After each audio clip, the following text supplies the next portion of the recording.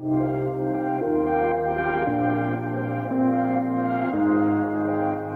everybody, welcome back to our GAMA 2018 coverage. I'm Z Garcia. I'm here with Glenn Drover, who's going to be showing off a game from a company called Forbidden Games, a new company, your company, and this is the first game for that company. It is. It is. Actually, the company is a collaboration. My partner is Jason Kapalka. He designed Bejeweled and Zuma and some other games out there. Heard of them. For PopCap. And he and I worked at PopCap together, and EA bought us, and so we both went into semi-retirement and decided, hey, what about board games? Board games, yes. Take the casual idea that PopCap was all about and kind of infuse them into gateway games. Interesting, interesting. Yeah, okay, cool. So tell me about this. So this is a very fast-paced tile drafting and laying game. Okay. In the game, it's obviously a railroad theme, so I think of it as Railroad Tycoon meets Carcassonne. That's the quick way to understand it. Okay. Gameplay is very simple. So if there are, let's say, 4 players, you would deal out 4 city tiles available for drafting and 4 railroad stock tiles. And then each of the players in turn order, so there's bidding for the turn order, and then they would each select 1 city and 1 stock. Okay. Okay. And then so you would add your city tile to your hand, and you start with 2 tiles, and you would look for a tile when it's the second after you've made all your selections. You would be laying the tiles, and you need to match the famous railroads that go into the city that's on the board. Gotcha. So eventually you're building connections, and let's just say you wanted to do... So for instance, if I have this one here, I can go New York to New York there. Right. New York Central to New York Central. And then every player would have a bunch of locomotives. These are from Railroad Tycoon, but we'll have wooden meeple locomotives. Okay. And so that marks it as your connection. You've linked Chicago and Detroit. Got it. And so we did all the historical research just for all the railroad buffs out there.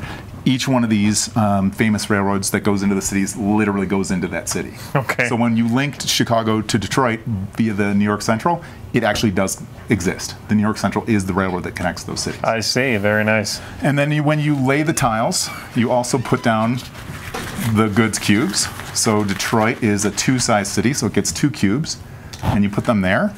And then in the next phase, after everyone has laid their city tiles, so you might all do your connections. We'll just do this. They don't really match, but so basically you're all laid out. And you can make a delivery as the next phase. So you get points by basically saying I'm delivering from Detroit to Chicago on the New York Central.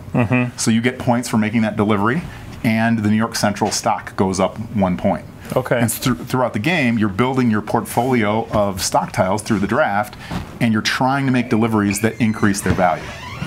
So it's a very simple game. It has all the elements of a railroad game where you've got building, track, connecting cities, you've got deliveries, and you've got stock manipulation.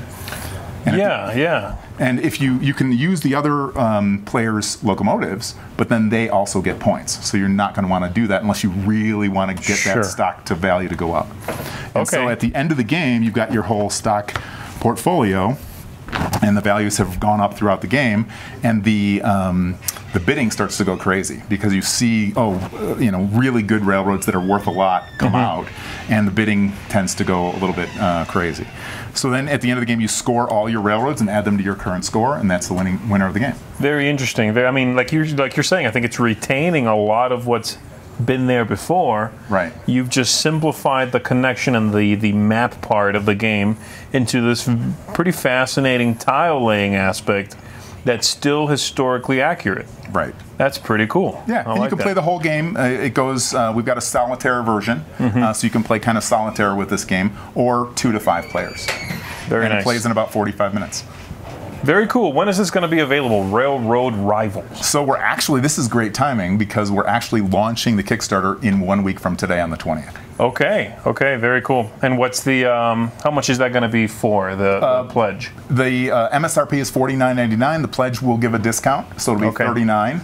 And then we have an early bird for $35. So you'll be able to get the game, a $50 game, for $35. And do you have an idea when you're shooting for having it done, delivered? We'll have it delivered in time for Gen Con. Oh, wow, that's a quick turnaround. The game's done, so we're actually now just doing the Kickstarter to launch it, and then we'll push the button and make the game. Okay. That is Railroad Rivals. on Kickstarter probably when you're watching this, actually. So go check that out. Very cool. And you've got one more thing you're going to show us. We do. So let's take a look at that. We will move this aside. So we'll go from casual and small to slightly big box, bigger, and slightly less heavy. casual. Slightly less casual. Still, this game will play in 2 hours. It's a game that is card-driven, and it's essentially a game of Napoleonic history that covers all the years of the Napoleonic Wars in 2 hours. So it's a... I mean, it looks like a light game. Right? So I guess we have to move this off. So it's typical, I don't know if your viewers remember, I founded Eagle Games back in 2000, and this is kind of the type of game that we did back then. Big box, lots of toys in the box, huge maps, but the difference is in this game from those is this time I didn't want the game to be as complex. Okay. So this game, again, plays in 2 hours. It's card-driven. All the cards have beautiful art by Keith Rocco. So if you're a Napoleonic enthusiast, you know Keith Rocco. He's kind of the preeminent Napoleonic artist. And of course, we have Meeples. It's a more casual version of a strategy game. It's area control. It's economic-driven. And you're basically playing a card. You get 10 cards, and you play 6 of them, and then discard the 4. And the 6 cards each have a primary action and then a lesser secondary action. Okay. So if the primary action helps your opponent, you're going to want to play the secondary action. I see. But when you discard your cards at the end of the round, there are 9 rounds in the game. Okay. Those cards come back in round 3. So if you discard all the ones that help your opponent, he might actually get them in his hand. So you kind of want to play some of those really powerful cards that help your opponent for the lesser value just to get them out of play. I see. I see. Interesting. Yeah. So the mechanic is not too dissimilar from Twilight Struggle. Okay. So basically, it's very card driven. It's area control. There's conflict in this. So at the end of every 3 rounds, all the battles are resolved, and it's a fairly simple battle mechanic. So again, the game will play out in 2 hours. It's ages 10 and up. It's not a very complex game, and it gives you the ability to refight the entire Napoleonic Wars in 2 hours. Wow. Yeah. So you said 1 battle phase every 3 rounds. That means just 3 times over the whole game? Correct. Okay. So basically, any areas where you send armies, that will stay there, and troops can, through card play, be added or taken out. And then at the end of those 3 rounds of card play, all the battles will resolve. Now, some of the cards will let you resolve early.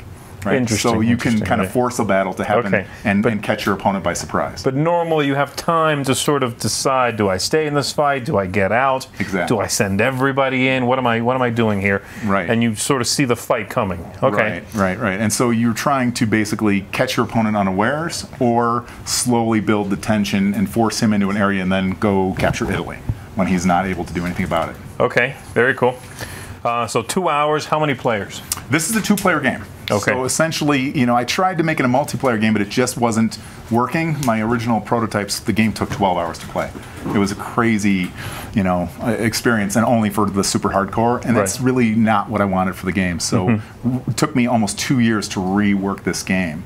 But I think we got it right. It's a very fast, very fun, tense contest that anyone can play. Really, Napoleonic buffs will like it, but even strategy gamers will love this game. Very cool. So 2 players, 2 hours. We were just talking about Railroad Rivals, and that's coming to Kickstarter soon. You set delivery on that one by Gen Con or so. What about this one? This one is produced and is, being loaded on the boat this week. So we'll have it in a month. And that boat is heading this way, we're hoping? It's heading this way-ish, yeah. This way-ish. And Good. Europe, and we'll have games to ship in a month. Okay, so even faster than the other game. Right. Very good. How much is the MSRP on that one? This one's $79. It's a big game, lots of bits. And you've got, we're not really pulling everything out here, but there are and 3 decks of different bits here, and cards galore, which will just make a nice big mess here because this is the last one we're talking about. Right. So there you go. So lots of stuff available very soon. Very cool. Anything else you want to tell us? No, this is finally done. It's been an adventure. There you go. You're all done with that one. Thank you very much. Yeah, thanks for coming and showing it to us. Appreciate it. Thanks, everybody, for tuning in. We'll see you on the next one.